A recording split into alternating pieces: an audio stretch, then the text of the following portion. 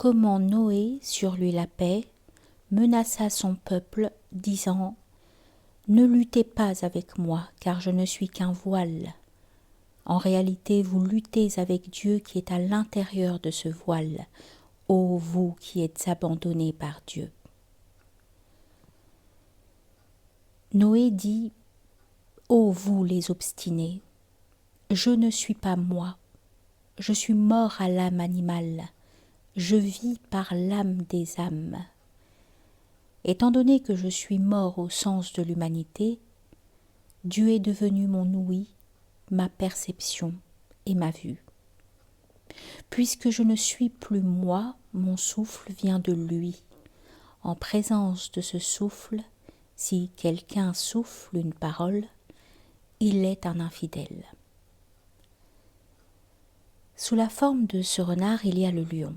Il ne convient pas d'avancer témérairement vers ce renard, à moins que tu ne crois en lui au-delà de son aspect extérieur. Tu n'entendras pas de lui le rugissement du lion.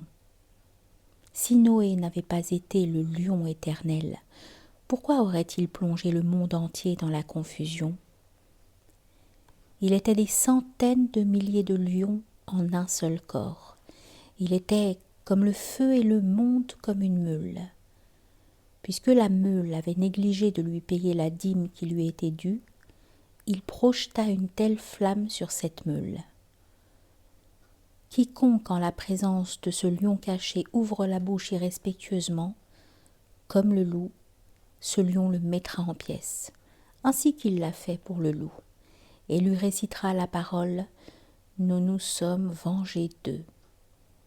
Il recevra des coups comme le loup, des pattes du lion.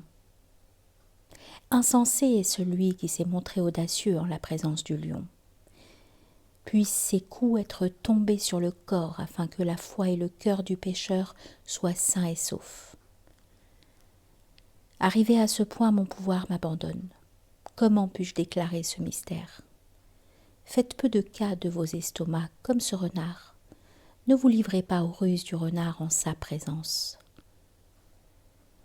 Déposez devant lui tous vos nous et je. Le royaume est son royaume. Donnez-lui le royaume. Quand vous devenez des pauvres dans la voie droite, en vérité le lion et la proie du lion sont à vous. Parce qu'il est saint et que la gloire est son attribut, il n'a nul besoin de bonnes choses, de noyaux, d'écorce. Chaque récompense et chaque don de grâce qui existe est pour l'amour des serviteurs de ce roi. Le roi n'éprouve nul désir. Il a créé tout cet empire pour ses créatures. Heureux celui qui l'a su. À quoi servirait la possession d'empire à lui qui crée tout empire et les deux mondes? En présence de sa gloire, veillez attentivement sur vos cœurs de peur d'avoir la honte de penser le mal. Car il voit la conscience, la pensée, la recherche, comme on voit un cheveu dans le lait pur. Celui dont le cœur pur est devenu vide d'image est devenu un miroir pour les impressions de l'invisible. Il devient instinctivement et sans nul doute conscient de notre pensée la plus intime, car le vrai croyant est le miroir du vrai croyant. Quand il éprouve notre monnaie sur la pierre de touche, il connaît alors la différence entre la foi et le doute. Quand son âme devient la pierre de touche de la monnaie, il distingue le cœur pur de la fausse monnaie.